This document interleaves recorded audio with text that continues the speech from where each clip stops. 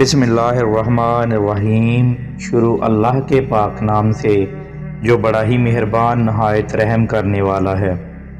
دیکھتی آنکھوں سنتے کانوں کو کوئٹس اوورال کی جانب سے تہہ دل سے سلام پیش کرتے ہیں۔ آج کا یہ واقعہ حضرت بلال حبشی رضی اللہ تعالی عنہ کا ہے۔ یہی وہ واقعہ ہے جہاں سے حضرت بلال حبشی رضی اللہ تعالی عنہ کو آپ نبی کریم صلی اللہ علیہ وآلہ وسلم سے بے پناہ عشق اور محبت شروع ہوا تھا۔ ایک دفعہ حضرت بلال حبشی رضی اللہ تعالی عنہ سے کسی نے پوچھا کہ اے بلال، تو نے نبی کریم صلی اللہ علیہ وآلہ وسلم کو پہلی بار کیسے اور کہاں دیکھا تھا؟ تو حضرت بلال حبشی رضی اللہ تعالی عنہ اپنا قصہ بیان کرتے ہیں اور فرماتے ہیں کہ اے دوست، میں مکے میں غلام تھا اور غلام ہونے کی حیثیت سے میں لوگوں کو بہت کم جانتا تھا۔ تو ایک غلام ہونے کی حیثیت سے مجھے کبھی اتنا وقت ہی نہیں ملا کہ میں باہر نکلوں، لوگوں سے ملوں گلوں، کسی سے بات کروں۔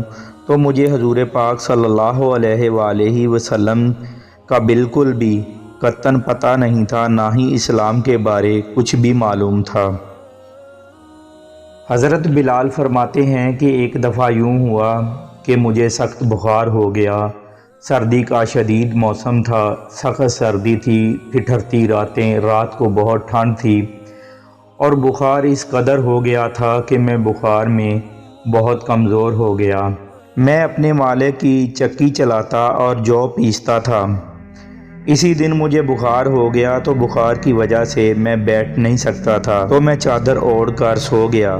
اسی دوران میرا مالک ادھر آیا، مجھے سوتا دیکھ کر وہ بھڑک اٹھا، آگ بگولا ہو گیا اور سزا کے طور پر اس نے مجھے اٹھایا، میری قمیض بھی اتروا دی اور سخت سردی میں مجھے صحن میں بٹھا دیا اور بولا کہ ساری رات اب چکی چلاؤ، یہی تیری سزا ہے۔ اس سخت سردی میں بخار کی عالم میں اتنی مشقت والا کام حضرت بلال حبشی رضی اللہ تعالی عنہ جو بھی پیس رہا تھا اور ساتھ ساتھ رو بھی رہا تھا کہ اتنے میں دروازے پر دستک ہوئی۔ آپ نے اندر آنے کی اجازت دی تو ایک نہایت ہی پر نور چہرے والا شخص اندر داخل ہوا اور پوچھا کہ اے جوان، تو کیوں رو رہا ہے؟ تو روتے روتے حضرت بلال نے کہا، جاؤ جاؤ اپنا کام کرو، تمہیں اس سے کیا، میں روؤں یا نہ روؤں؟ تم کون ہوتے ہو یہ پوچھنے والے؟ تمہیں اس سے کیا غرض میں کس وجہ سے رو رہا ہوں؟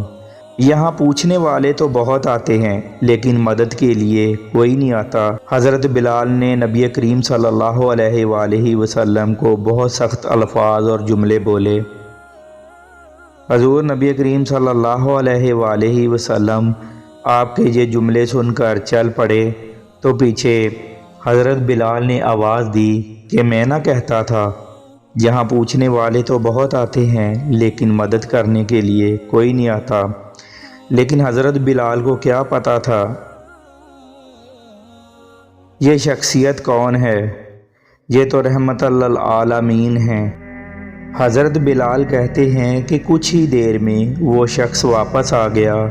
اس کے ایک ہاتھ میں گرم دودھ کا پیالہ اور دوسرے ہاتھ میں کچھ کھجوریں تھیں۔ اس نے وہ کھجوریں اور دودھ کا پیالہ مجھے دیا اور کہا، کھاؤ پیو اور جا کر سو جاؤ۔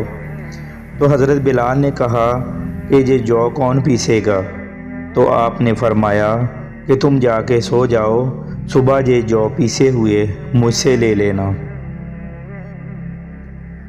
حضرت بلال نے وہ کھجوریں کھائیں، دودھ پیا اور سو گئے۔ لیکن آپ صلی اللہ علیہ وآلہ وسلم ساری رات چکی چلاتے رہے۔ صبح ہوئی تو آپ نے وہ پسے ہوئے جو حضرت بلال کو دیے اور چلے گئے۔ حضور نبی کریم صلی اللہ علیہ وآلہ وسلم ایک اجنبی غلام کے لیے ساری رات چکی چلاتے رہے۔ دوسری رات پھر ایسا ہی ہوا۔ آپ صلی اللہ علیہ وآلہ وسلم دودھ، کھجوریں اور کچھ دوا لے کر آئے، حضرت بلال کو دی اور ساری رات چکی چلائی۔ ایسا 3 دن مسلسل آپ کرتے رہے جب تک کہ حضرت بلال ٹھیک نہ ہو گئے۔ دوستو، یہ ہے وہ واقعہ، وہ تعارف، یہاں سے لافانی عشق نے جنم لیا۔ آج بھی حضرت بلال کو صحابی رسول بعد میں، عاشق رسول پہلے کہا جاتا ہے۔ یہ وہ بلال ہیں جو ایک دن اذان نہ دے تو خدا تعالی سورج کو طلوع نہیں کرتا تھا۔ حضرت بلال نے حضور کے وصال کے بعد اذان دینا بند کر دی، کیونکہ جب اذان میں اشہد ان محمد رسول اللہ تک پہنچتے تو حضور کی یاد میں ہچکیاں بن جاتی اور زار و قطار رونے لگتے۔